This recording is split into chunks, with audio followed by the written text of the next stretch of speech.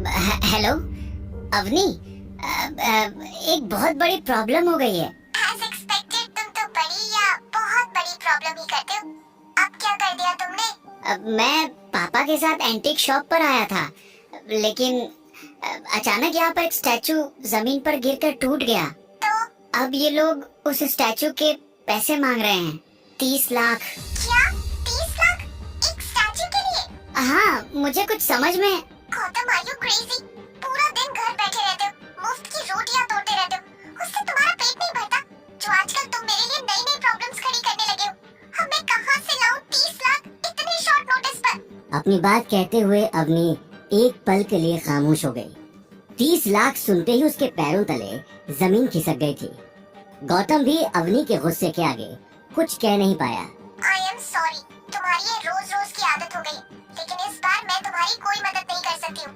ये प्रॉब्लम तुमने खड़ी की है, तुम ही इससे निपटो। लेकिन अवनी, इससे पहले कि गौतम अपनी बात पूरी कर पाता, अवनी ने गुस्से में फोन काट दिया। गौतम का चेहरा पसीने से तरबतर हो चुका था। आज गौतम और अवनी की शादी को 3 साल हो चुके थे, लेकिन गौतम आज भी अवनी के घर एक घर जमाई बनकर ही रहता था, जहां उसकी हैसियत एक नौकर जितनी ही थी। वो नौकर की ही तरह कभी सास की साड़ी आयरन करता, तो कभी अवनी की गाड़ी साफ करता।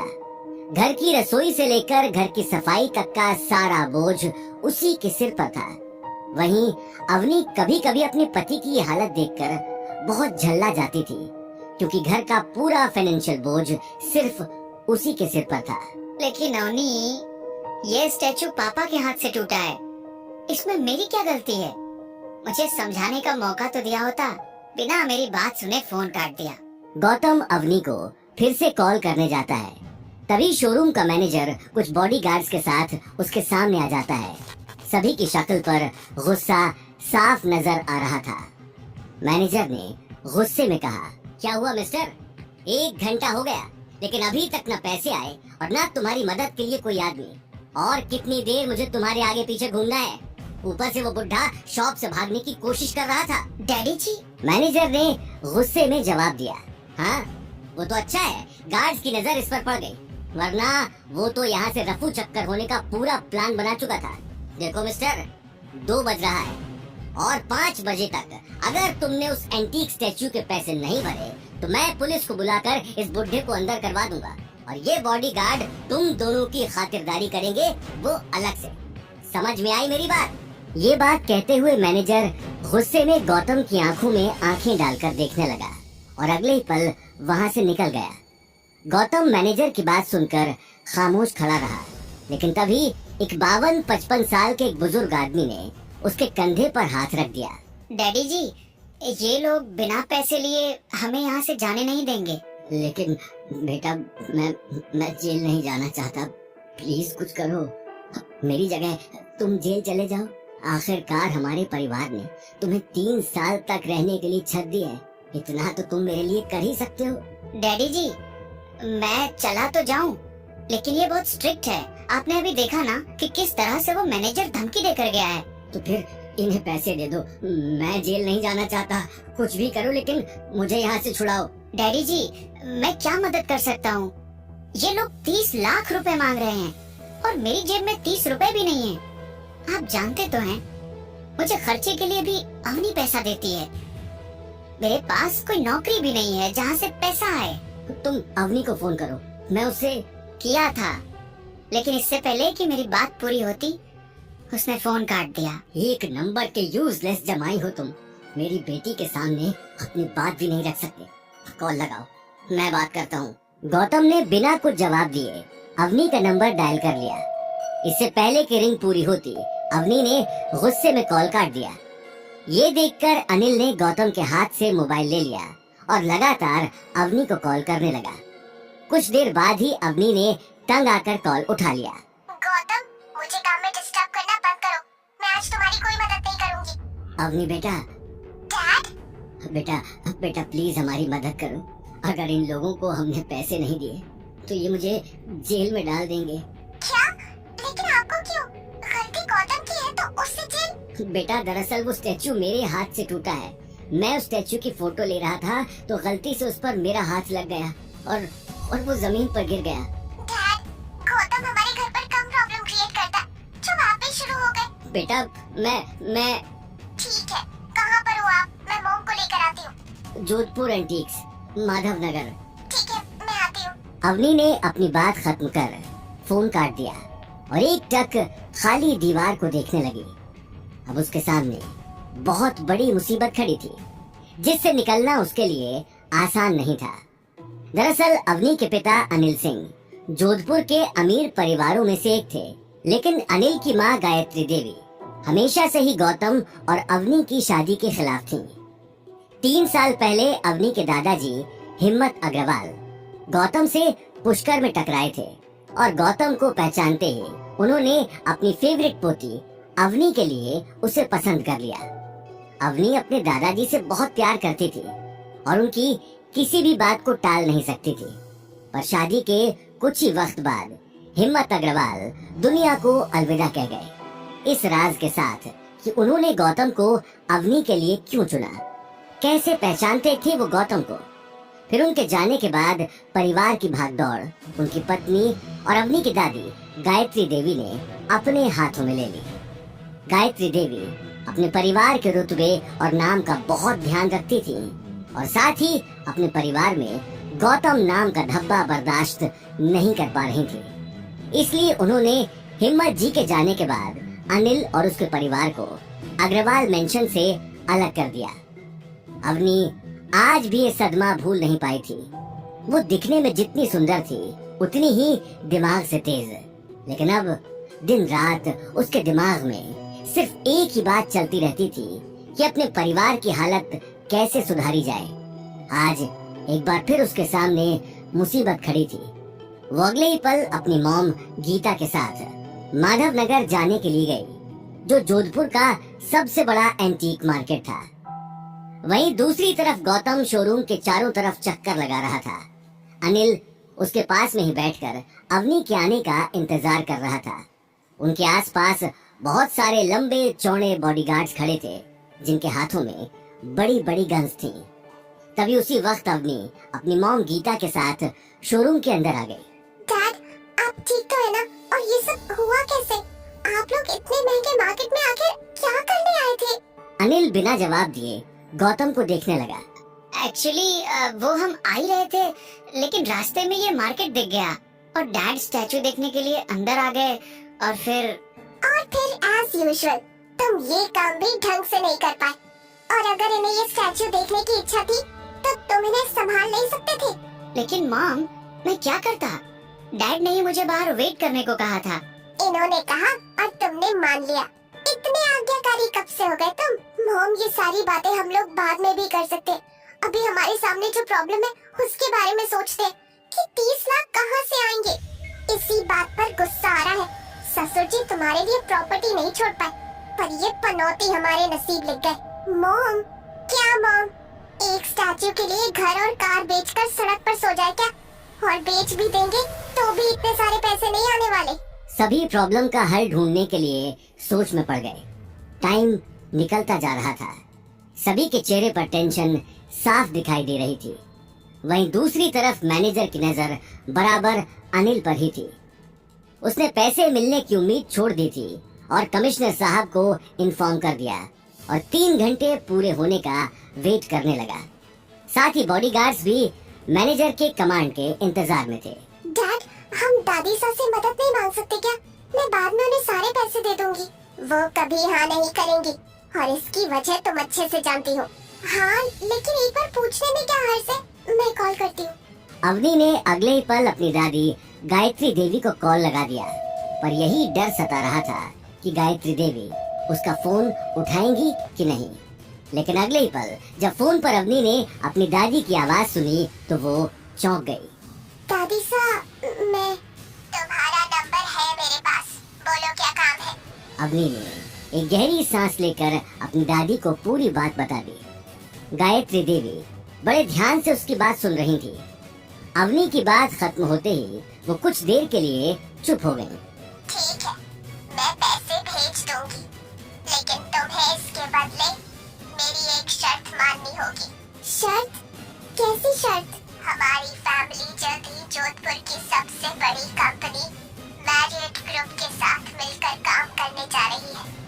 अगर आज भी तुम्हारी आंखों में मेरे लिए कोई इज्जत है और तुम मुझे अपनी दादी मानती हो, तो अभी के अभी उस गौतम को तलाक दे दो और मैरियट ग्रुप के चेयरमैन के बेटे कबीर से शादी कर लो।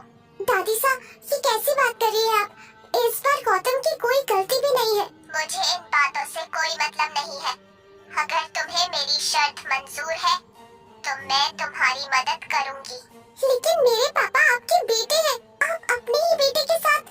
अनिल जिस प्रॉब्लम में है उसकी वजह तुम ही हो, इसलिए तुम्हें मेरी शर्त मंजूर है तो मैं तुम्हें पैसे देने के लिए तैयार हूँ। आराम से सोच के मुझे जवाब दे दो। इससे पहले कि अवनी कुछ जवाब दे पाती, गायत्री देवी ने कॉल काट दिया। कॉल कटते ही सभी एक दूसरे को देखने लगे। अवनी को अब सामने कोई रास्ता नजर नहीं आ रहा था। अवनी को इतना परेशान देखकर गौतम ने उसके कंधे पर हाथ रख दिया। अवनी, डोंट वरी, मैं कुछ करता हूँ। अब क्या करोगे तुम? इतनी बड़ी रकम बाहर भीख मांग कर लाओगे? अवनी बेटा, मेरी बात मान तो इस लड़के को तलाक दे दे आज ही। ये तेरी लाइफ से आउट, तो तेरी दादी साहब फिर से हमें फैमिली में एंट्री देंगी। बेटा एक काम कर, तू कबीर को कॉल कर, वो तेरा बहुत अच्छा दोस्त है, वो जरूर तेरी हेल्प करेगा। कबीर के पापा बहुत बड़े आदमी है, उनके लिए 30 लाख तो बहुत मामूली बात है।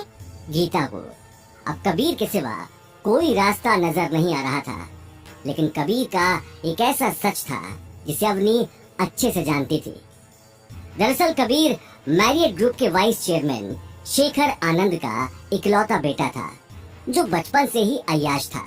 लड़कियां उसकी कमजोरी थी, इसलिए हर तीसरे चौथे दिन कोई न कोई नई लड़की उसका शिकार हो जाती। यूं तो उसके ऊपर बहुत सारे केस भी हुए, लेकिन शेखर आनंद के रुतबे और पैसों के आगे किसी पुलिस वाले की नहीं चली। कबीर ने कई बार अवनी पर भी अपना हाथ आजमाने की कोशिश की थी।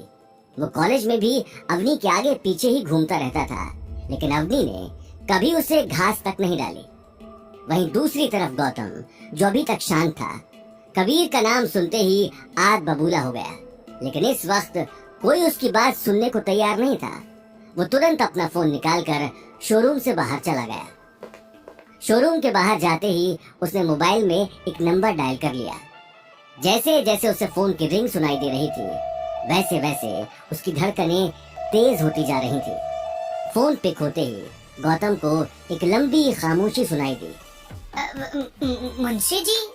सामने से किसी ने कड़क आवाज में जवाब दिया, खंबा गाड़ी हुकुम। ये बात सुनते ही गौतम एक पल के लिए चुप हो गया। क्या अवनी अपने परिवार को इस मुसीबत से निकाल पाएगी? आखिर गौतम ने किसे फोन किया था? क्या कबीर अवनी की मदद करेगा? क्या होंगे इन सारे सवालों के जवाब? जानने के लिए सुनते रहिए द रॉयल घर जमाई, सिर्फ पॉकेट एफएम पर।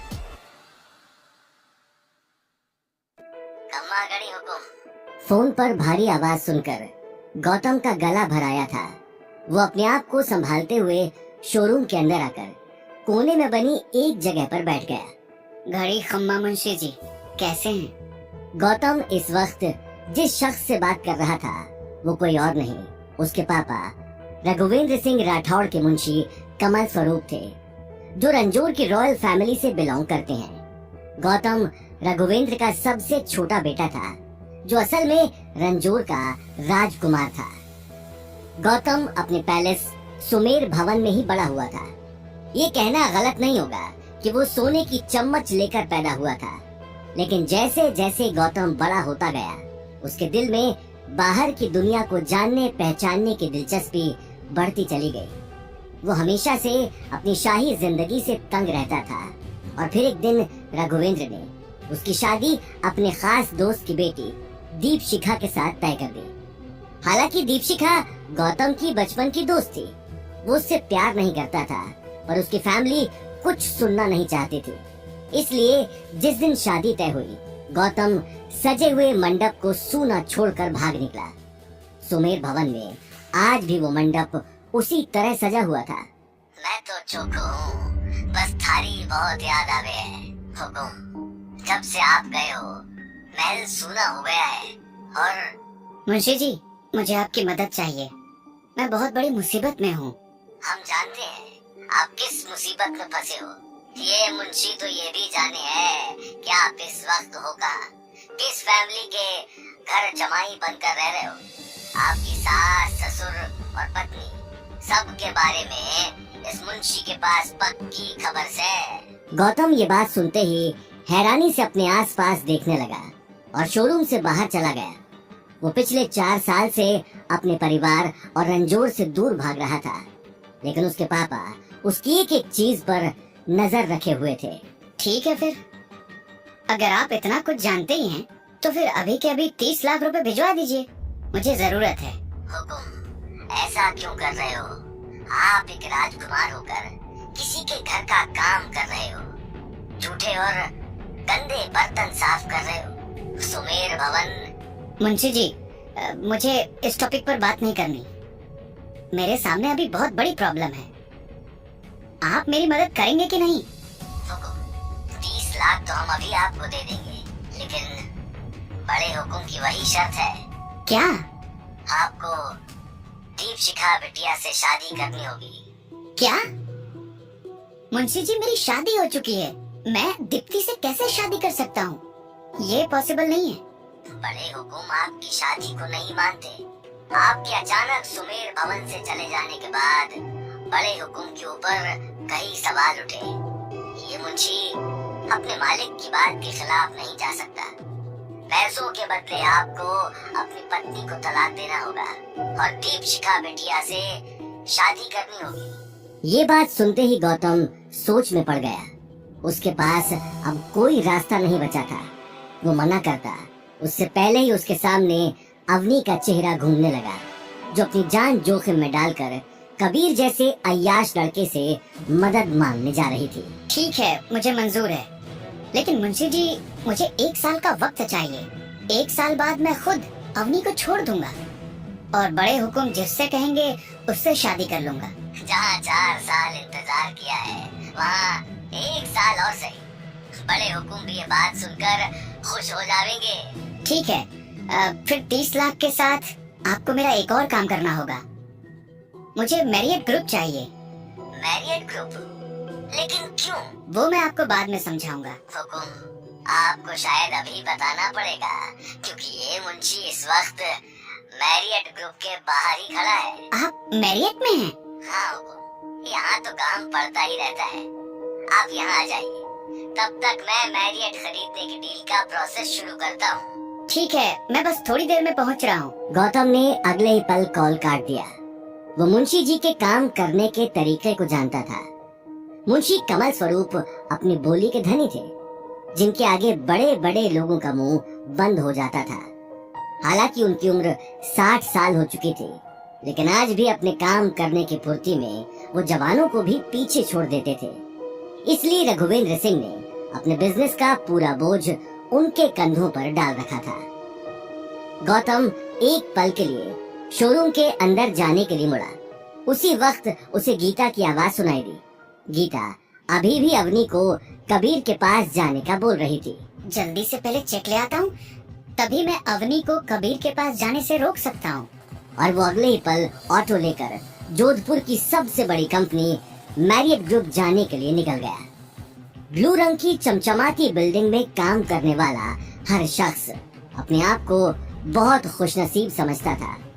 गौतम गेट के बाहर खड़ा होकर अपने आसपास देख ही रहा था कि उसे महंगी कार से एक आदमी उतरकर उसके पास आता हुआ दिखा, जिसके हाथों में शाही छड़ी थी और गले में सोने की चेन। गौतम को करीब से देखते ही उस आदमी ने अपना चश्मा उतार लिया। उसकी आंखों की कोर गीली हो चुकी थी। मुंशी जी, गौतम ने अगले ही पल मुंशी जी को गले लगा लिया। जिस गौतम को दुनिया पिछले 4 साल से एक नॉर्मल सा इंसान समझ रही थी, उसका सच आज सिर्फ मुंशी जी ही जानते थे। गौतम आज भी इतने पैसे का मालिक था कि मैरियट जैसी 10 कंपनीज को वो पलक झपकते ही खरीद सकता था। मुंशी जी, कंपनी खरीदने की फॉर्मेलिटीज हो गई? आपका फोन आते ही मैंने सारी फॉर्मेलिटीज पूरी कर दी। बस आपके साइन करने की देर है। गुड, मेरा एक काम और है। इस कंपनी के चेयरमैन हैं शेखर आनंद, जिनका एक बिगड़ा हुआ बेटा है कबीर आनंद। मैंने सुना है कि शेखर आनंद के इशारे के बिना कंपनी का पत्ता भी नहीं हिलता। बिल्कुल सही। तो ठीक है, फिर मुझे लगता है कि मिस्टर शेखर आनंद को थोड़ा आराम करने की जरूरत है, तो उन्हें कंपनी से जेल भेजने की तैयारी करो। अब इस कंपनी की सारी पावर आपके ही हाथ में है। आप जो चाहें वो कर सकते हो। आप चाहो तो खुद भी चेयरमैन की पोस्ट संभाल सकते हो। नहीं मुंशी जी, मुझे चेयरमैन की पोस्ट नहीं चाहिए। ये बताइए कि इस वक्त कंपनी का वाइस चेयरमैन कौन है? अभिनव गुप्ता। ठीक है, अभिनव गुप्ता को फोन करके ये खुशखबरी दे देना कि वो आज से मैरियट के न्यू चेयरमैन है। अपनी बात कहते हुए गौतम कंपनी के अंदर चला गया। मुंशी कमल स्वरूप को देखकर कोई उनका रास्ता रोकने की हिम्मत नहीं कर सकता था। लिफ्ट से जाते हुए गौतम की आंखों में एक अलग ही तरह की चमक साफ दिखाई दे रही थी, लेकिन वहीं दूसरी तरफ अवनी की टेंशन बढ़ती जा रही थी। उसके सामने कबीर से मदद मांगने के सिवा कोई रास्ता नहीं था। वो अगले ही पल मैरियट जाने के लिए निकल गई। इधर गौतम और मुंशी जी को ऑफिस के अंदर देखते ही एक 32 साल की औरत ने उन्हें कैबिन के बाहर रोक दिया। ये औरत शेखर आनंद की पर्सनल सेक्रेटरी शालिनी थी, जो मुंशी जी की पहचान से वाकिफ नहीं थी। अरे तुम दोनों अंदर कैसे आ गए, वो भी बिना किसी से पूछे? ये बात कहते हुए वो गौतम और मुंशी जी को ऊपर से नीचे तक देखने लगी। मैं यहाँ के चेयरमैन अभिनव गुप्ता से मिलने आया हूँ। मिस्टर अभिनव गुप्ता इस कंपनी के वाइस चेयरमैन हैं। तुम जैसे सेल्समैन से बिना अपॉइंटमेंट के नहीं मिलेंगे। अब यहाँ से निकलो, वरना मुझे सिक्योरिटी बुलानी पड़ेगी। शालिनी की बात सुनते ही गौतम मुंशी जी को देखने लगा, लेकिन उसी वक्त गौतम के फोन पर अवनी का फोन आने लगा। इससे पहले कि वो फोन उठाकर जवाब देता, उसका मोबाइल लो बैटरी के कारण स्विच ऑफ हो गया। तुम जानती भी हो कि किससे बात कर रही हो? ये जोधपुर के। मुंशी जी, आप मिस्टर गुप्ता को बुलाओ, मेरे पास टाइम नहीं है। गौतम को अब अवनी की चिंता सताने लगी थी। मुंशी जी ने उसकी बात सुनते ही अभिनव गुप्ता को कॉल कर बाहर बुला लिया। अभिनव गुप्ता मुंशी जी को अच्छे से जानता था। वो अपना काम छोड़कर तुरंत अपने कैबिन से बाहर आ गया। देखो, मैं दोनों को लास्ट वार्निंग। इससे पहले कि शालिनी अपनी बात पूरी कर पाती, पीछे से अभिनव की तेज आवाज सुनाई पड़ी। मिस शालिनी, ये क्या तरीका है गैस से बात करने का? सॉरी सर, लेकिन। Shut up. तुम्हें पता है ना कि तुम्हारी इस बदतमीजी के कारण मैं तुम्हें कंपनी से निकाल भी सकता हूँ। ये बात कहते हुए अभिनव मुंशी जी और गौतम को देखने लगा। ऑफिस में शालिनी की इस तरह से बेइज्जती पहली बार हुई थी, क्योंकि शेखर आनंद ने उसे कंपनी के काम से ज्यादा अपने काम के लिए रखा हुआ था। शालिनी को किसी न किसी गड़बड़ी की आशंका हो चुकी थी। वो बिना कुछ कहे स्मोकिंग जोन एरिया में चली गई। देखते ही देखते उसने शेखर आनंद को फोन पर ये सारी बात बता दी। वहीं दूसरी तरफ गौतम मुंशी जी के साथ ऑफिस की फॉर्मेलिटी पूरी करने में लगा हुआ था। तभी उसकी नजर घड़ी पर चली गई। 3 बज चुके थे। अब उसके पास सिर्फ 2 घंटे रह गए थे। वो जैसे ही डॉक्यूमेंट साइन कर ऑफिस से बाहर जाने लगा, उसे लिफ्ट के बाहर एक 45 साल का लंबा चौड़ा आदमी दिखाई दिया, जिसकी आंखों में गुस्सा भरा था। ये सब क्या हो रहा है यहाँ? और अभिनव, तुम्हारी हिम्मत कैसे हुई अपने आप को चेयरमैन कहने की और शालिनी को फायर करने की? क्या तुम अपनी औकात भूल गए हो? ये बात सुनते ही गौतम मुंशी जी को देखने लगा। मैंने मिस्टर अभिनव को ये पावर दी है और आज से वही इस कंपनी के नए चेयरमैन हैं। अच्छा, और मैं पूछ सकता हूँ आप हैं कौन और कंपनी के अंदर कैसे घुस आए? मुंशी कमल स्वरूप। ये नाम सुनते ही शेखर आनंद के पैरों तले जमीन खिसक गई। वो मुंशी जी के बारे में अच्छे से जानता था, लेकिन अपने गुस्से के चलते उन पर ध्यान नहीं दे पाया। मिस्टर कमल, आपने मुझे पहले क्यों नहीं बताया? मेरा मतलब पहले इन्फॉर्म क्यों नहीं किया? ठीक है, चलिए मेरे कैबिन में चलकर बात करते हैं। बात करने का टाइम निकल चुका है मिस्टर शेखर आनंद। तुमने इस कंपनी के आड़ में कौन कौन से काले धंधे खोल रखे हैं, मुझे अच्छे से पता है। ये बात सुनते ही शेखर का गला सूख गया। वो अपना चश्मा उतार कर आस पास देखने लगा। ऑफिस में मौजूद बहुत सारे एम्प्लॉइज आसपास खड़े होकर उसी को देख रहे थे। उसी वक्त गौतम ने उनके हाथ में एक लेटर थमा दिया जिसमें साफ लिखा था कि कंपनी का नया ओनर अब गौतम था। मिस्टर अभिनव, आप केबिन में आइए, मुझे आपसे कुछ बात करनी है। मुंशी जी, आप भी आइए। गौतम तुरंत शेखर आनंद के केबिन में चला गया, जिसके बाहर बड़े बड़े अक्षरों में चेयरमैन लिखा था। शेखर खामोश खड़ा सभी को जाते हुए देख रहा था। आज एक ही झटके में वो अपना सब कुछ गंवा बैठा था। वहीं केबिन के अंदर आते ही गौतम अपनी घड़ी में टाइम देखने लगा। वक्त निकलने के साथ ही उसके दिल में अवनी और उसकी फैमिली के लिए चिंता बढ़ती जा रही थी। मिस्टर अभिनव, आज से आप इस कंपनी के चेयरमैन हैं। सारे फैसले आप ही लेंगे। थैंक यू सर, मैं पूरी ऑनेस्टी के साथ अपना काम करूंगा। आपको कभी शिकायत का मौका नहीं दूंगा। गुड। एक बात और, मुझे जल्द से जल्द शेखर आनंद और उसके बेटे कबीर आनंद के सारे काले चिट्ठे चाहिए। इन दोनों ने बहुत सारी लड़कियों की लाइफ बर्बाद की है। अब इनका जेल में जाने का टाइम आ गया है। सर डोंट वरी, मेरे लॉकर में इनके खिलाफ सारे सबूत हैं। मैं जानता था कोई न कोई इनके खिलाफ आवाज उठाएगा। मुझे बस आज के दिन का ही इंतजार था। मैं आपको सारे सबूत दे दूंगा। ओके मुंशी जी, अब आप मुझे चेक दे दीजिए, मेरे पास टाइम नहीं है। जी हुकुम। मुंशी जी ने अगले ही पल गौतम को चेक दे दिया, लेकिन तभी उनके फोन पर बाहर खड़े बॉडीगार्ड का कॉल आ गया। फोन उठाते ही मुंशी जी हैरानी से गौतम को देखने लगे। हुकुम, अवनी अभी अभी कबीर आनंद के केबिन में गई है। क्या? मुंशी जी की बात सुनते ही गौतम के पैरों तले जमीन सरक गई। वो कबीर की हरकतों को अच्छे से जानता था। क्या गौतम अवनी को कबीर के चंगुल से छुड़ा पाएगा? क्या अवनी गौतम की सच्चाई जान पाएगी? आखिर कैसे सुलझाएगा गौतम ये सारी गुत्थी? क्या होंगे इन सारे सवालों के जवाब जानने के लिए सुनते रहिए रॉयल घर जमाई, सिर्फ पॉकेट एफएम पर।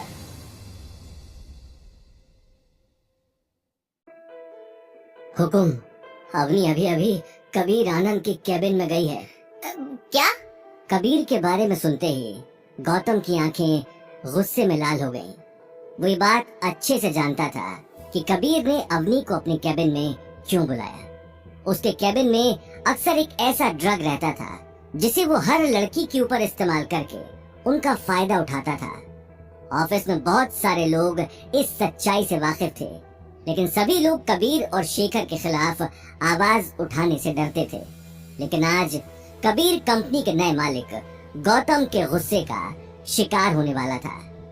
मुंशी जी की बात सुनते ही गौतम चेक लेकर कबीर के केबिन की तरफ चला गया। गौतम को जाता हुआ देखकर अभिनव हक्का बक्का रह गया और उसके पीछे जाने लगा। उसी वक्त मुंशी ने हाथ के इशारे से उसे रोक दिया। आपको कहीं जाने की जरूरत न है, हुकुम ये मामला खुद देख लेंगे। और हाँ, ध्यान रहे, हुकुम की असली पहचान किसी को पता नहीं लगनी चाहिए। चोखी बात न होगी। जी मुंशी जी। वहीं दूसरी तरफ अवनी कबीर के केबिन में पहुंच चुकी थी, जो बिल्डिंग के 4th फ्लोर पर था। गौतम को अभी भी 10 फ्लोर क्रॉस करके अवनी तक पहुंचना था, जिस वजह से गौतम की आंखों में बेचैनी बढ़ती जा रही थी। लेकिन वहीं कबीर अपने काम में लग चुका था। उसके हाथ में रेड वाइन का ग्लास था और सामने एक शानदार सोफे पर अवनी बैठी हुई थी। अवनी ने कबीर के केबिन में आते ही उसे सारी बात बता दी। अवनी की बात सुनते ही कबीर उसके पास जाकर बैठ गया और उसे बार बार गंदी नजरों से देखने लगा। ओ अवनी, इतनी बड़ी बात हो गई और तुम मेरे पास अब आ रही हो। तुम्हें तो मेरे पास सबसे पहले आ जाना चाहिए था। ये बात कहते हुए उसने अवनी की तरफ रेड वाइन का ग्लास बढ़ा दिया। कबीर, मैं ड्रिंक नहीं करती। ये क्या बात हुई? तुम यहाँ तक आई हो तो मेरे साथ पीना तो पड़ेगा। वैसे भी ये बहुत महंगी वाइन है और इसमें अल्कोहल बहुत कम है। नहीं कबीर, थैंक यू, लेकिन मुझे जल्दी से जल्दी चेक लेकर शोरूम पहुंचना है। ये बात सुनते ही कबीर ने मुस्कुराते हुए अपनी जेब से चेक बुक निकाल ली। हाँ, तुम्हारे पापा वहाँ तुम्हारा वेट कर रहे हैं। मैं अभी चेक पर साइन कर देता हूँ, लेकिन अगर तुम मेरे साथ बैठकर ड्रिंक नहीं करोगी तो मुझे बहुत बुरा लगेगा। ड्रिंक के लिए सॉरी कबीर, लेकिन मैं तुम्हारे पैसे जितना जल्दी हो सकेगा वापस कर दूंगी। मुझे पैसों की परवाह नहीं है। कबीर धीरे धीरे अवनी के करीब आने लगा। उसकी आंखों में उसकी मंशा साफ दिखाई दे रही थी। अवनी को अब डर लगने लगा। वो अपने आप को बचाते हुए सोफे के कोने तक आ पहुंची थी।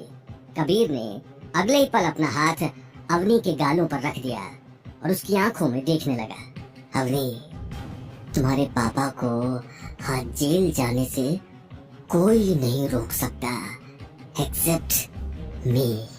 कबीर की बात सुनते ही अवनी के मन में उसके पापा का चेहरा चलने लगा। साथ ही आज वो गौतम को मन ही मन कोस रही थी। Come on Avni, it's just one drink. Drink करो और चेक ले जाओ। इसमें इतना क्या सोचना। ड्रिंक करने के बाद तुम पैसे दे दोगे ना?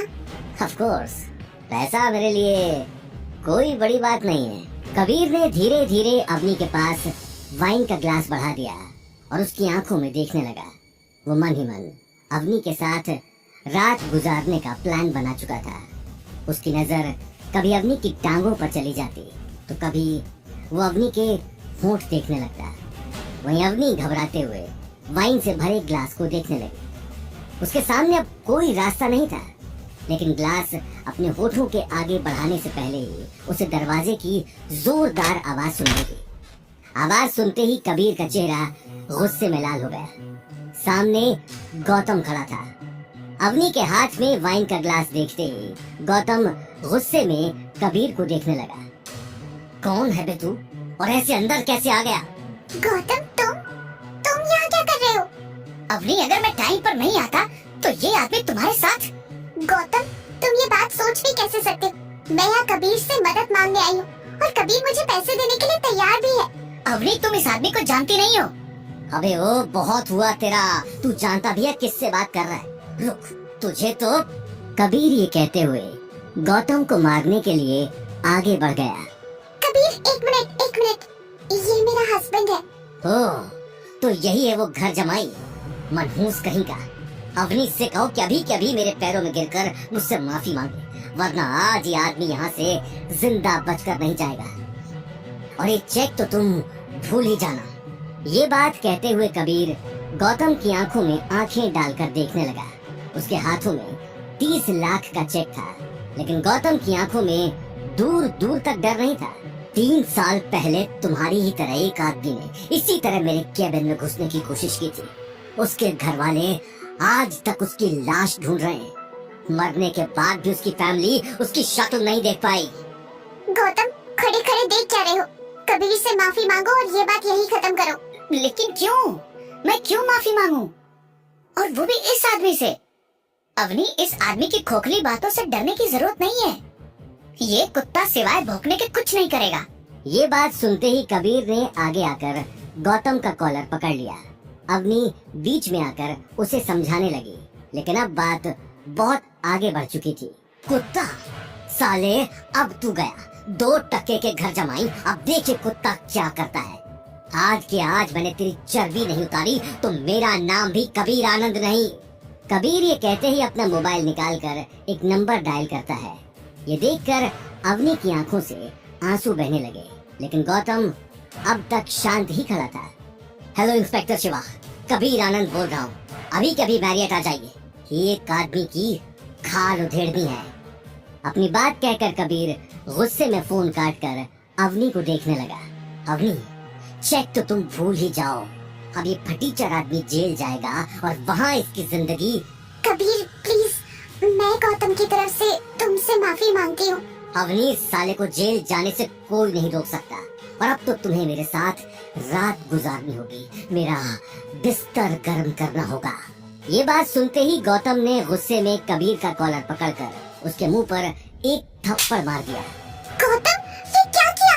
तुम जानते नहीं? You are finished, man. ये थप्पड़ तुझे कितना महंगा। इससे पहले कि कबीर अपनी बात पूरी कर पाता, उसे दरवाजे से शेखर आनंद पुलिस वालों के साथ आता हुआ दिखाई दिया। डैड, इस कुत्ते ने आपके बेटे पर हाथ उठाने की कोशिश की है। अचानक ही कबीर की नजर हवलदारों पर चली गई, जिन्होंने शेखर आनंद के हाथों में हथकड़ी लगाकर उसे मजबूती से पकड़ा हुआ था। अपने पापा को इस हालत में देखकर कबीर की आंखें फटी की फटी रह गईं। इससे पहले कि उसे ये बात समझ में आती, दो हवलदारों ने उसे पकड़कर हथकड़ी पहना दी और घुटनों के बल जमीन पर गिरा दिया। इंस्पेक्टर, तुम्हारा दिमाग खराब हो गया है। कबीर आनंद, मैं तुम्हें और तुम्हारे बाप को लोगों का पैसा लूटने, उनके साथ फ्रॉड करने और साथ ही बहुत सारी मासूम लड़कियों की जिंदगी बर्बाद करने के जुर्म में गिरफ्तार करता हूँ। डैड, ये इंस्पेक्टर क्या बकवास कर रहा है? शेखर आनंद ने बिना कुछ कहे अपना सिर झुका लिया। उसके मुरझाए हुए चेहरे ने सारी सिचुएशन बयां कर दी थी। अवनी को अब तक कुछ समझ नहीं आ रहा था। गौतम उसी वक्त टेबल पर वाइन का ग्लास ध्यान से देखने लगा। इंस्पेक्टर साहब, कबीर आनंद जबरदस्ती मेरी वाइफ को ये रेड वाइन देने की कोशिश कर रहा था। मुझे लगता है इस ड्रिंक में कबीर ने नशे की गोलियां मिलाई हैं। आप चेक कर सकते हैं। ये बात सुनते ही इंस्पेक्टर अपना रुमाल निकालकर रेड वाइन चेक करने लगा। उसने थोड़ी सी रेड वाइन अपने रुमाल में डाल दी, लेकिन कुछ ही देर बाद जब रुमाल का रंग सुर्ख नीला पड़ने लगा तो सभी हक्के बक्के रह गए। आपने सही कहा मिस्टर गौतम, इस वाइन में ट्राइजोलम ड्रग मिलाया गया है, जो बहुत खतरनाक ड्रग है। हवलदार, ये एविडेंस उठाओ और लेकर चलो बाप बेटे को। जेल की हवा खाएंगे तो दिमाग ठिकाने पर आ जाएगा। इंस्पेक्टर का ऑर्डर सुनते ही हवलदार कबीर और शेखर आनंद को जबरदस्ती उठाकर ले गए। कबीर चिल्लाता हुआ अपने आप को छुड़ाने की कोशिश करने लगा, लेकिन आज उसके काले चिट्ठों का टाइम पूरा हो चुका था। एक ही झटके में ये ड्रामा खत्म हो गया और केबिन में गहरा सन्नाटा छा गया। रेड वाइन में ड्रग की बात सुनकर अवनी के पैरों तले जमीन खिसक गई थी, लेकिन गौतम ने समय रहते उसे कबीर जैसे दरिंदे के चंगुल से बचा लिया था। वो अपनी आंखों से आंसू साफ करके गौतम को देखने लगी। गौतम! अवनी की आंखों में आंसू देखते ही गौतम उसके करीब आ गया और प्यार से उसकी आंखों से आंसू साफ करने लगा। हालांकि आज उसके पास बताने के लिए बहुत सारी बातें थी, लेकिन वो इस वक्त अपनी सच्चाई बताना नहीं चाहता था। अवनी, अब रोने की जरूरत नहीं है। कबीर और उसके बाप को उनके किए की सजा मिल चुकी है। कबीर इससे पहले भी बहुत सारी लड़कियों के साथ। इससे पहले कि गौतम आगे कुछ कहता, अवनी रोते हुए सोफे पर बैठ गई। गौतम ने उसी वक्त अपनी जेब से 30 लाख का चेक निकालकर अवनी की तरफ बढ़ा दिया। ये देखो, मैंने डैडी जी को बचाने के लिए पैसों का इंतजाम कर दिया है। क्या? लेकिन तुमने इतना बड़ा अमाउंट इतनी जल्दी कैसे अरेंज कर लिया? गौतम के पास इस बात का जवाब नहीं था। आज अगर वो सच बताता तो बहुत बड़ी मुसीबत में फंस सकता था, इसलिए वो बिना कुछ कहे खामोश खड़ा रहा। गौतम, जवाब दो, तुम्हें ये चेक किसने दिया? अवनी, ये पैसे मैंने अपने एक दोस्त से उधार लिए हैं। उसने हाल ही में अपनी कंपनी से बहुत अच्छा पैसा कमाया है, इसीलिए वो मेरी मदद करने के लिए तैयार हो गया। अवनी हैरानी से उस चेक को देख रही थी। गौतम आज एक के बाद एक बहुत सारी प्रॉब्लम्स ठीक करता जा रहा था। अवनी, हम ये पैसे आराम से वापस कर सकते हैं। मेरे दोस्त को पैसों की जल्दी नहीं है, वैसे भी वो इंडिया से बाहर है। Don't worry about the money. Gautam प्यार से अवनी की आंखों में देखने लगा। शादी के बाद आज उसने पहली बार अवनी की खूबसूरती को इतने करीब से देखा था, लेकिन तभी उसकी नजर घड़ी की तरफ चली गई। अवनी, चलो, हमारे पास सोचने का टाइम नहीं है। सिर्फ 40 मिनट रह गए हैं। शोरूम में मम्मी डैडी हमारा वेट कर रहे होंगे। गौतम की बात सुनते ही अवनी भी घड़ी में टाइम देखने लगी। इस वक्त उसके पास सवाल जवाब का टाइम नहीं था। उसे जल्दी से जल्दी शोरूम पहुंचना था। वो अगले ही पल गौतम के साथ शोरूम जाने के लिए निकल गई। वहीं दूसरी तरफ अनिल और गीता शोरूम के एक कोने में बैठे थे। बहुत सारे हट्टे कट्टे गार्ड्स ने उन्हें घेर रखा था। सभी को सिर्फ मैनेजर के कमांड का ही इंतजार था। साथ ही मैनेजर ने कमिश्नर को फोन करके शोरूम आने के लिए कह दिया था। 10 मिनट रह गए हैं, तुम्हारे दामाद और बेटी भी गायब हैं। मुझे नहीं लगता तुम लोग पैसा दे पाओगे, इसलिए जेल जाने के लिए। इससे पहले कि मैनेजर आगे कुछ कहता, उसे गौतम और अवनी गेट से आते हुए दिखाई दिए। उन दोनों को देखते ही अनिल की आंखें खिल उठी। अवनी बेटा, क्या हुआ? पैसों का कुछ इंतजाम हुआ? मेरा जी गले को आ गया है बेटा। मॉम डोंट वरी, ये रहा चेक। देखा बेटा, मैंने कहा था ना, कबीर हमारी मदद जरूर करेगा। सोने सा खरा है वो, इस गौतम की तरह नहीं है। चेक को देखते ही गीता की आंखों में खुशी की लहर दौड़ गई और वो गौतम को गुस्से में देखने लगी। देखो, दिखाई दे रहा है ये चेक। खैर, तुम्हारी औकात से बहुत ऊपर है। वो तो अच्छा है कि कबीर मेरी बेटी का दोस्त है, वरना तुम आज के आज मेरी बेटी को तलाक दे दो। मैं अपनी बेटी की जिंदगी तुम्हारे जैसे निकम्मे के साथ खराब होते हुए नहीं देख सकती। कीसा कीसा ख्वाब देखे, लेकिन पल्ले बंद हो ये भूत। गीता ने ये कहते हुए अपने सिर पर हाथ रख लिया और पास में रखी कुर्सी पर बैठ गई। अवनी उसी वक्त गौतम को देखने लगी। मॉम, आप जैसा सोच रही है वैसा नहीं है। दरअसल अवनी, तू तो चुप ही रह। तुझे तो सही और गलत में फर्क ही दिखना बंद हो गया है। ये निठल्ला आदमी तेरे पल्लू से बंधा हुआ है, इसे छोड़ क्यों नहीं देती? अरे घर तो बिल्ली भी छोड़ देती है, ये तो उस बिल्ली। गीता की बात सुनकर आसपास खड़े गार्ड्स और मैनेजर एक दूसरे को देखने लगे। वहीं कबीर का नाम सुनकर अवनी को ड्रिंक वाली बात याद आ गई। मॉम, ये पैसे गौतम ने ही मुझे दिए हैं, कबीर ने नहीं। अवनी के मुंह से निकली बात ने सभी को हिला दिया। गीता और अनिल हैरानी से गौतम को देखने लगे। अच्छा, दोस्त ने दिए हैं या कोई फ्रॉड किया है? जरा मैं भी देखूं, इसके कौन से दोस्त आ गए जिसने इस भिखारी को 30 लाख रुपए दे दिए।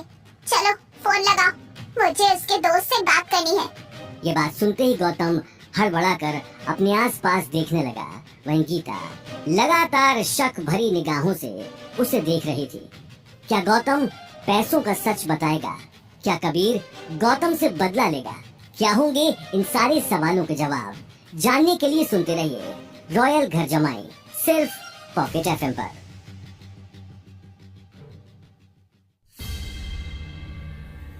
गीता के मुंह से फोन की बात सुनकर गौतम हड़बड़ा गया। फोन करो, खड़े खड़े मुंह क्या देख रहे हो? मॉम, वो यहाँ नहीं रहता, वो बिजनेस के लिए बाहर गया है। उसके सेक्रेटरी ने मुझे ये चेक दिया है। इससे पहले कि गौतम आगे कुछ कहता, मैनेजर अपना काम छोड़कर उसके पास आ गया। मैनेजर अब शोरूम में ये सारा तमाशा खत्म करना चाहता था।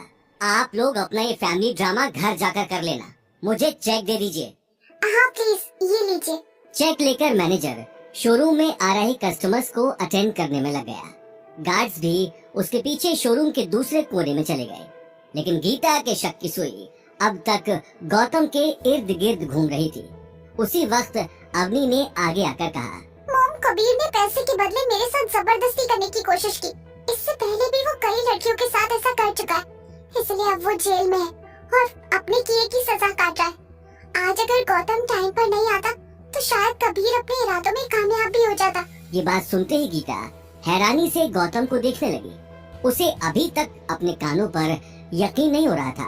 बेटा, तुझे तो कुछ नहीं हुआ ना? No dad, I am fine now. फिर यही सबसे बड़ी बात है। अब ये गौतम कहाँ से पैसे लाया है मुझे उससे मतलब नहीं है, बस ये ले आया। जिंदगी में पहली बार कोई ढंग का काम किया है इसने। क्या खाक ढंग का काम किया है? पता नहीं किससे पैसे उधार लेकर आ गया, अब उसे देने भी तो पड़ेंगे। चेक तो ऐसे लेकर आया है जैसे यहाँ पैसों की खान लग रही है। ठीक है मॉम, अब घर जाकर बात करते, यहाँ सब लोग हमें ही देख रहे हैं। अवनी की बात सुनते ही सभी घर जाने के लिए निकल गए। घर पहुँचते पहुँचते शाम हो चुकी थी और गीता गौतम के ऊपर ताने बरसाने का कोई भी मौका गंवाना नहीं चाहती थी। गौतम, अब यहाँ खड़े मत रहो, मेरे लिए चाय लाओ। जी मॉम। और सुनो, चाय में दूध और इलायची संभाल के डालना। तुम्हारे बाप दादा ने हमें कोई खजाना नहीं दिया हुआ है। गौतम ये सुनकर मन ही मन मुस्कुराता है, क्योंकि अवनी के दादाजी हिम्मत सिंह को अपना कारोबार शुरू करने के पैसे गौतम के दादाजी ने ही दिए थे। क्योंकि एक जमाने में हिम्मत सिंह के पूर्वज मुंशी जी की तरह रंजोर परिवार की सेवा करते थे। मुस्कुरा क्यों रहे हो? मुझे पता है कि तुम सारी मलाई खुद ही चट कर जाते हो। इस बार चाय अच्छी नहीं बनी ना, तो चाय कप में नहीं तुझ पे होगी। जी मॉम। ये कहते हुए गौतम तुरंत किचन की तरफ चला गया। उधर अनिल गीता और अवनी को थैंक यू कहता है। लेकिन पैसों का करना क्या है? ये गौतम जहाँ से भी लाया है हमें उसे वापस भी तो देने हैं। अभी तो यही मानो कि गले में फंदा लटका हुआ है। ये बात सुनकर अवनी अपनी सेविंग्स के बारे में सोचने लगी, क्योंकि उसे भी जल्दी से जल्दी गौतम के दिए हुए पैसे वापस लौटाने थे। उसी वक्त गौतम हमेशा की तरह खाने के बारे में पूछने आ गया, क्योंकि घर में अक्सर ही गीता और अनिल की अलग अलग फरमाइश होती थी। मॉम, सेविंग्स वाले जितने भी पैसे हैं फिलहाल वो दे देते हैं, बाकी का मैं धीरे धीरे गौतम को दे दूंगी। ठीक है, लेकिन पहले इससे पूछो तो सही कि इसका अमीर दोस्त बाकी के पैसे बाद में लेगा या नहीं, क्योंकि सेविंग्स के तो सिर्फ 5 लाख ही हैं। कहीं वो मना कर दे तो? मॉम, वो बाद में ले लेगा, आप चिंता मत कीजिए। ऐसी बात है तो फिर हम बाद में ही देंगे। हाँ लेकिन मॉम, अभी गौतम को 5 लाख दे देना। हाँ हाँ दे दूंगी। तेरे नाकारे पति की तरह मैं किसी पर बोझ नहीं बनना चाहती। गौतम, जब तुम अपने दोस्त को पैसे दोगे तो मेरी तरफ से थैंक यू बोलना उसे। उसने हमारी बहुत बड़ी हेल्प की है। हाँ अवनी। फाइनली अवनी ने अब थोड़ी राहत की सांस ली। उसी वक्त गौतम ने सभी से खाने का ऑर्डर ले लिया। पिछले 4 सालों में गौतम घर का काम करने और खाना बनाने में इतना माहिर हो चुका था कि उसे किसी भी तरह की राजस्थानी डिश बनाने में टाइम नहीं लगता था। कुछ ही देर में सभी खाना खाकर अपने रूम में चले गए, लेकिन गौतम का काम खत्म नहीं हुआ था। वो किचन में बर्तन साफ करने में लगा हुआ था। उसने वक्त के साथ साथ हर चीज में अपने आप को ढाल लिया था। बर्तन साफ करते हुए उसके सामने अचानक ही अवनी का चेहरा आ गया। आज पहली बार उसने अवनी की आंखों में खुद के लिए इज्जत देखी थी। वो मन ही मन मुस्कुराता हुआ इस बात के बारे में सोच रहा था कि तभी उसके मोबाइल की रिंग बजने लगी। स्क्रीन पर अभिनव का नंबर देखते ही उसने कॉल उठा लिया। Hello sir, sorry for disturbing you. मुझे अपॉइंटमेंट एग्रीमेंट पर आपके साइन चाहिए थे। आप कल का फ्री हैं? ये बात सुनते ही गौतम अपने आसपास देखने लगा। ठीक है, मैं कल सुबह ऑफिस आता हूँ। ओके सर, मैं आपका वेट करूंगा। गौतम ने अगले ही पल कॉल काट दिया और किचन के बाहर जाने लगा, लेकिन बाहर जाते ही उसे सामने अवनी खड़ी दिखाई दी। इस वक्त तुम फोन पर किससे बात कर रहे थे? वो कुछ नहीं अवनी, बस आजकल मुझे क्रेडिट कार्ड्स वालों के बहुत कॉल्स आने लगे हैं। मैं परेशान हो गया हूँ। ये लोग किसी भी टाइम कॉल कर देते हैं। ये सुनकर अवनी एक पल के लिए खामोश हो गई और बिना कुछ कहे अपने रूम में जाकर बेड पर सो गई। अवनी के जाते ही गौतम गहरी सांस लेकर अपने सिर से पसीना साफ करने लगा। अगले ही पल उसने भी रूम में जाकर जमीन पर अपना गद्दा लगा लिया। अगली सुबह गौतम अपना घर का काम खत्म करके मैरियट जाने के लिए निकल गया। वो अवनी से मार्केट के काम का बहाना बनाकर निकला था, इसलिए उसे जल्दी से जल्दी घर वापस पहुंचना था।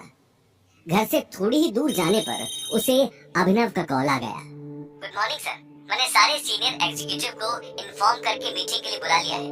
आप कब तक पहुंच रहे हैं? सभी आपसे मिलने के लिए बेताब हैं। मिस्टर गुप्ता, आपने मीटिंग रखने से पहले मुझसे पूछा क्यों नहीं? मैं नहीं चाहता मेरी असलियत किसी को पता चले। Please cancel this meeting. Sorry sir, मैं अभी मीटिंग कैंसिल कर देता हूँ। आप फिक्र मत कीजिए, आपके बारे में किसी को पता नहीं चलेगा। गुड, आप अपने केबिन में रहिए, मुझे आपसे मिलकर जल्दी निकलना है। गौतम ने अगले ही पल कॉल काट दिया। कुछ ही देर में उसने मैरियट पहुंचकर कार पार्क कर दी। कार पार्क करके गौतम बिल्डिंग के अंदर जाने लगा, लेकिन अंदर जाने से पहले ही उसकी नजर सामने खड़े कपल पर चली गई। लड़के ने ब्लैक सूट पहना हुआ था और साथ खड़ी लड़की ने बहुत ही महंगी ड्रेस पहनी हुई थी। दोनों को देखकर कोई भी ये कह सकता था कि वो किसी अमीर फैमिली से थे। उन दोनों को सामने देखते ही गौतम ने अपनी नजरें चुरा ली। गौतम की हालत देखते ही लड़की जोर जोर से हंसने लगी। अरे जीजा साहब, आप यहाँ कहीं रास्ता तो नहीं भूल गए? इस कंपनी में लूजर्स के लिए कोई जगह नहीं है। ये बात सुनते ही गौतम अपना गला साफ करके आसपास देखने लगा। दरअसल उसके सामने खड़ी लड़की कोई और नहीं, अवनी की कजन शनाया ही थी। शनाया बचपन से ही अवनी को पसंद नहीं करती थी। इसकी कई सारी वजहें थी। अवनी का दिमाग बचपन से ही बहुत तेज था। वो दिखने में बहुत सुंदर थी। ये कहना गलत नहीं होगा कि वो एक नजर में किसी भी लड़के को अपना दीवाना बना डालती थी। और इसी वजह से शनाया उससे नफरत करती थी। लेकिन अवनी की शादी गौतम जैसे लूजर से होने के बाद शनाया सबसे ज्यादा खुश हुई थी। आज शनाया की शादी शहर के सबसे अमीर आदमी रघुवीर पंडित के इकलौते बेटे सिद्धार्थ पंडित से होने वाली थी। रघुवीर पंडित भी मैरियट के साथ मिलकर ही काम करता था और मैरियट की ही बदौलत उसका जोधपुर शहर में बहुत दबदबा था। और इसी दबदबे और नाम को देखकर अवनी की दादी गायत्री देवी ने अपनी पोती की शादी रघुवीर पंडित के बेटे सिद्धार्थ पंडित के साथ तय कर दी। सिद्धार्थ के साथ शादी तय होने के बाद शनाया गौतम और अवनी को ताने देने का मौका ढूंढती रहती थी। गौतम हमेशा की तरह आज भी शनाया के ताने सुनकर खामोश खड़ा था। खैर छोड़ो, तुम क्या ही कहोगे। वैसे भी तुम्हारे जैसे आदमी की हमारे सामने खड़े होने की भी औकात नहीं है। वेल, हम लोग शेखर अंकल को अपनी शादी का कार्ड देने आए हैं। अगर तुम चाहो शादी में आ जाना, मैं तुम्हारे लिए एक वेटर की जगह रिजर्व करवा दूंगी। थैंक यू मेरे बारे में सोचने के लिए, लेकिन मुझे तुम्हारी शादी में वेटर बनने का कोई शौक नहीं है। गौतम की बात सुनकर सिद्धार्थ उसे ऊपर से नीचे तक देखने लगा। गौतम के सिंपल से कपड़े देखकर सिद्धार्थ मन ही मन हंस रहा था, लेकिन वो इस बात से बेखबर था कि इन सिंपल से कपड़ों के पीछे मैरियट का मालिक खड़ा था। और तो और जिस आनंद शेखर को वो शादी का कार्ड देने जा रहे थे, वो इस वक्त जेल की सलाखों के पीछे था। अच्छा, तो यही है गौतम द घर जमाई। भाई, बहुत सुना है मैंने तुम्हारे बारे में कि तुम अपनी पत्नी के टुकड़ों पर पलते हो। आज फाइनली तुम्हारे दर्शन हो ही गए। वैसे फॉर योर काइंड इंफॉर्मेशन, इस बिल्डिंग में लूजर्स की जगह नहीं है। मैं यहाँ जॉब के लिए आया हूँ। जॉब के लिए? सीरियसली? यहाँ झाड़ू पोछा करने वालों की कोई वैकेंसी नहीं निकली है जो मुंह उठाकर यहाँ आ गए। ये बात कहकर शनाया सिद्धार्थ को देखकर जोर जोर से हंसने लगी। सिद्धार्थ ने उसी वक्त अपनी कार से कोल्ड ड्रिंक का कैन निकाल लिया और गौतम को देखकर पीने लगा। शनाया, लगता है बेचारा गार्ड की नौकरी के लिए आया होगा। ये कहते हुए सिद्धार्थ गौतम की आंखों में आंखें डालकर देखने लगा। उसने अगले ही पल एक घूंट में कैन खाली करके जमीन पर फेंक दिया। तुम्हारी औकात इस कंपनी का कचरा उठाने की भी नहीं है। जाओ जाकर सड़क का कचरा उठाओ। शुरुआत मेरे फेंके हुए इस कैन से कर लेना। कुछ ना कुछ पैसे तो मिल ही जाएंगे, और अगर नहीं मिले तो ये लो, ये रख लो, काम आएंगे। सिद्धार्थ ने हंसते हुए गौतम की जेब में 500 का नोट डाल दिया। ये तो वक्त ही बताएगा कि ये 500 का नोट किसे काम आने वाला है। ऐसा ना हो कि तुम्हें इस 500 की जरूरत पड़ जाए। क्या कहा तुमने? तुम्हारी हिम्मत कैसे हुई मेरे सामने, साले झाड़ू पोछा लगाने वाले? अब आगे जो भी बोलो सोच समझ कर ही बोलना, वरना ये झाड़ू पोछा लगाने वाला क्या करेगा तो सोच भी नहीं सकता। क्या कर लेगा? बोल, क्या करेगा? बेबी छोड़ो ना, तुम किस लोफर से मुंह लगकर अपना टाइम खराब कर रहे हो? हम जिस काम से आए वो कर लेते हैं। इस आदमी के पास तो वैसे भी कोई काम धंधा नहीं है। गौतम की बात सुनकर सिद्धार्थ की आंखें गुस्से में लाल हो चुकी थीं। पैसों की गर्मी उसके मुंह से निकले एक एक शब्द में साफ झलक रही थी। लेकिन इस वक्त वो अपनी शादी का कार्ड देने आया था और इस शुभ घड़ी में वो अपना मूड खराब नहीं करना चाहता था। वो तुरंत शनाया के साथ बिल्डिंग के अंदर चला गया। गौतम एक टक उन दोनों को जाते हुए देखने लगा। अगले ही पल वो भी लिफ्ट से अभिनव के केबिन की तरफ चला गया। वहीं शनाया और सिद्धार्थ चेयरमैन के केबिन के साइड में आकर खड़े हो गए। सिद्धार्थ के दिमाग में अभी तक गौतम की कही हुई बात चल रही थी। वो अपने गुस्से पर काबू नहीं कर पाता था, इसलिए अपने गुस्से को शांत करने के लिए वो केबिन के साइड में जाकर खड़ा हो गया। छोड़ो ना बेबी, तुम अभी तक उस घर जमाई के बारे में सोच रहे हो। हम शनाया, इस घर जमाई ने इस बार गलत आदमी से पंगा ले लिया है। एक बार शादी हो जाने दो। मैंने इसे कुत्ते का पट्टा पहनाकर पूरे जोधपुर में नहीं घुमाया ना, तो मेरा नाम भी सिद्धार्थ नहीं। वहीं दूसरी तरफ गौतम सीधे अभिनव के केबिन में चला गया। उसे सामने देखते ही अभिनव अपनी चेयर से खड़ा हो गया। Sir please come. Thank you mister Gupta. अच्छा ये बताइए, आप रघुवीर पंडित और उसके बेटे सिद्धार्थ पंडित को जानते हैं? यस सर, मिस्टर रघुवीर हमारी कंपनी के साथ ही मिलकर काम करते हैं। वो तो बहुत सालों से काम कर रहे हैं, लेकिन आप क्यों अचानक उनके बारे में पूछ रहे हैं? ठीक है, आज के बाद रघुवीर पंडित मैरियट के साथ मिलकर काम नहीं करेगा। उसके साथ हमारे जितने भी प्रोजेक्ट्स हैं अभी के अभी सारे कैंसिल कर दो और फोन करके उसे बोलना कि हम झाड़ू पोछा लगाने वाले लोगों के साथ काम नहीं करते। ये बात कहते हुए गौतम अभिनव की आंखों में आंखें डालकर देखने लगा। क्या सिद्धार्थ गौतम को चेयरमैन के साथ बातें करते देख लेगा? क्या अवनी गौतम के लाए हुए पैसों का सच जान पाएगी? क्या होंगे इन सारे सवालों के जवाब? जानने के लिए सुनते रहिए रॉयल घर जमाई, सिर्फ पॉकेट एफएम पर। गौतम की बात सुनते ही अभिनव समझ गया था कि गौतम ने बिना कुछ सोचे इतनी बड़ी बात नहीं की है। अभिनव ने इमीडिएटली रघुवीर पंडित को कॉल लगा दिया। गौतम मुस्कुराते हुए पास में रखी चेयर पर बैठ गया। हेलो हेलो मिस्टर रघुवीर, मैं मैरिट ग्रुप का न्यू चेयरमैन अभिनव गुप्ता बात कर रहा हूँ। न्यू चेयरमैन शब्द सुनते ही रघुवीर एक पल के लिए सक पका गया। यस मिस्टर गुप्ता, आपके लिए एक बुरी खबर है। आज से मैरिट ग्रुप आपके साथ काम नहीं करेगा। आपके साथ हमारी जितनी भी डील साइन हुई हैं, उन्हें मैं अभी के अभी कैंसिल करता हूँ। डॉक्यूमेंट आपके ऑफिस तक पहुँच जाएंगे। और हाँ, एक बात और, मैरियट झाड़ू पोछा लगाने वालों के साथ मिलकर कभी काम नहीं करता। इससे पहले कि रघुवीर ये बात समझ पाता और कुछ जवाब दे पाता, अभिनव ने फोन काट दिया और गौतम को देखने लगा। वहीं दूसरी तरफ सिद्धार्थ और शनाया चेयरमैन से मिलने का वेट कर रहे थे। ऑफिस के अंदर आते ही उसे पता लग गया था कि मैरियट का चेयरमैन अब अभिनव गुप्ता बन गया है। इस बात से सिद्धार्थ को हैरानी तो हुई, लेकिन वो अभिनव से मिलकर जाना चाहता था। बहुत देर वेट करने के बाद भी सेक्रेटरी उसे अंदर जाने नहीं दे रही थी, लेकिन अब सिद्धार्थ के सब्र का बांध टूट चुका था। और कितनी देर वेट करना होगा मुझे? आप एक बार चेयरमैन सर को कॉल कीजिए।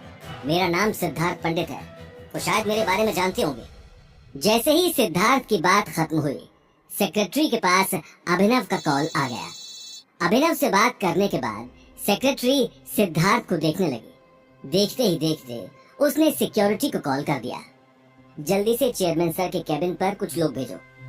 चेयरमैन शब्द सुनते ही सिक्योरिटी गार्ड्स भागते हुए बिल्डिंग के अंदर आ गए। सिद्धार्थ और शनाया इससे पहले कि कुछ समझ पाते, उनके सामने गन्स लिए बहुत सारे गार्ड्स खड़े हो गए। ओह हेलो, तुम लोगों का दिमाग खराब हो गया है, इस तरह घेर कर क्यों खड़े हो? I am sorry mister Siddharth Pandit, लेकिन आपकी कंपनी के साथ मैरियट ने सारी डील्स कैंसिल कर दी हैं और चेयरमैन सर ने कहा है कि हम झाड़ू पोछा लगाने वालों के साथ काम नहीं करते। व्हाट? ये क्या बकवास है? सिद्धार्थ ये कहते हुए सोच में पड़ गया, क्योंकि अभी अभी उसने यही बात गौतम से कही थी। लेकिन इससे पहले कि वो इस बात के बारे में सोचता, उसे अचानक याद आया कि उनका आधा काम मैरियट ग्रुप की वजह से चल रहा था। अगर आज मैरियट ग्रुप उनके साथ सारी डील्स कैंसिल कर देता है तो वो रातों रात सड़क पर आ जाएंगे। ये बात सोचते हुए उसका माथा पसीने से तरबतर हो गया। मुझे चेयरमैन सर से बात करनी है। वो अचानक इतना बड़ा फैसला कैसे ले सकते हैं? कहाँ है सर? मैं उनसे सिक्योरिटी बाहर निकालूं इन दोनों को। सेक्रेटरी की बात सुनते ही पास में खड़े लंबे तगड़े गार्ड ने सिद्धार्थ का हाथ मरोड़कर उसे नीचे बिठा दिया। सिद्धार्थ दर्द से कराहने लगा। दर्द के मारे उसकी आंखों में आंसू आने लगे। ये सब देखकर शनाया उसे बचाने के लिए आगे आ गई। प्लीज प्लीज ऐसा मत करो, हम जा रहे हैं। शनाया का रोता हुआ चेहरा देखकर गार्ड ने तुरंत सिद्धार्थ का हाथ छोड़ दिया, लेकिन सिद्धार्थ अभी तक दर्द के मारे चीख रहा था। तभी उसके पास रघुवीर पंडित का फोन आ गया। सिद्धार्थ, तुम्हारा दिमाग खराब हो गया है। तुमने मैरियट में जाकर क्या रायता फैलाया जो उन्होंने हमारे साथ सारी डील्स कैंसिल कर दी? तुम्हें शादी का कार्ड देने के लिए भेजा था या फिर ये मुसीबत खड़ी करने के लिए? पापा, मैंने कुछ नहीं किया। मैं तो यहाँ सिर्फ शनाया के साथ कार्ड देने आया था। मैं तो चेयरमैन सर से मिला भी नहीं। Shut up! मुझे तुम्हारी कोई सफाई नहीं सुननी। तुम्हें अंदाजा भी है कि तुम्हारी बेवकूफी की वजह से मुझे कितनी बड़ी कीमत चुकानी पड़ेगी। हम रोड पर आ सकते हैं। अभी के अभी वहाँ से निकलो और यहाँ आओ। अपनी बात खत्म कर रघुवीर ने एक झटके में कॉल काट दिया। कॉल कटने के बाद सिद्धार्थ अपने आसपास खड़े गार्ड्स को देखने लगा और बिना कुछ कहे बिल्डिंग के बाहर चला गया। उसे जाते हुए देखकर शनाया भी वहां से निकल गई। अचानक इतनी बड़ी बात ने सिद्धार्थ को अंदर तक हिला दिया था। वो अभी तक समझ नहीं पाया कि असल में हुआ क्या। कार में बैठते ही अचानक उसका ध्यान गौतम के साथ हुई बहस पर चला गया। शनाया, मुझे लगता है ये सब उस गौतम का ही किया धरा है। शनाया तुरंत बोली, क्या वो स्टूपिड ऐसा कर सकता है क्या? उसकी औकात मैरिट में सफाई करने की भी नहीं है। मुझे नहीं लगता कि वो कुछ कर सकता है, लेकिन इसके पीछे जो भी गड़बड़ है मुझे पता करना ही होगा। सिद्धार्थ अगले ही पल शनाया के साथ अपनी कार लेकर निकल गया, लेकिन उसके मन में कहीं न कहीं शक का बीज पैदा हो चुका था। वहीं दूसरी तरफ सिद्धार्थ को सबक सिखाकर गौतम मन ही मन बहुत अच्छा फील कर रहा था।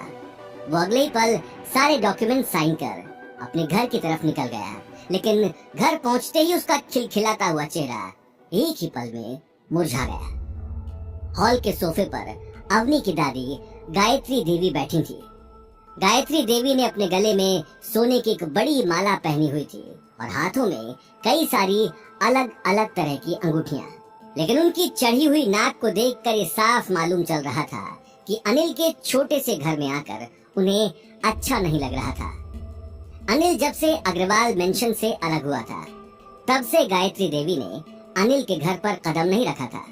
आज अचानक उन्हें सोफे पर बैठा देख गौतम के मन में ढेर सारे सवाल चलने लगे।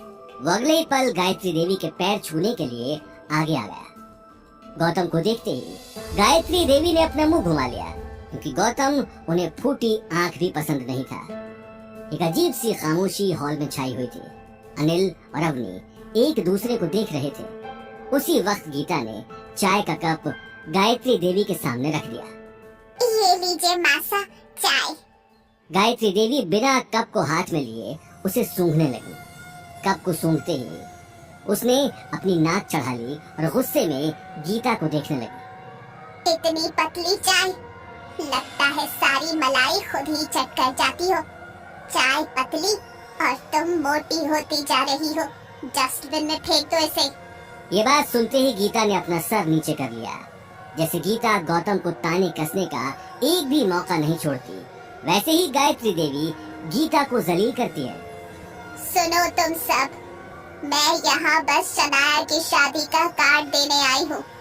शनाया का होने वाला ससुराल हैसियत में हमसे बहुत बड़ा है और बहुत पैसे वाला है। वैसे तो मैं चाहती नहीं थी कि तुम लोग शादी में आओ, लेकिन पार्टी में आने वाले लोग इस बात को लेकर तमाशा खड़ा कर देंगे, क्योंकि तुम लोगों ने समाज में हमारा नाम जो बहुत रोशन कर रखा है। ये बात कहते हुए गायत्री देवी घूरकर अवनी और गौतम को देखने लगी। उसकी आंखों में गुस्सा भरा हुआ था। इसलिए शादी में आ जाना, पर खाली हाथ नहीं, महंगा गिफ्ट ही लेकर आना। पार्टी में बड़े बड़े लोग आने वाले हैं, उनके सामने 500,000 वाला बुके लेकर मत आ जाना। अनिल का भाई सौरभ शनाया की शादी में 35 लाख की कार गिफ्ट कर रहा है।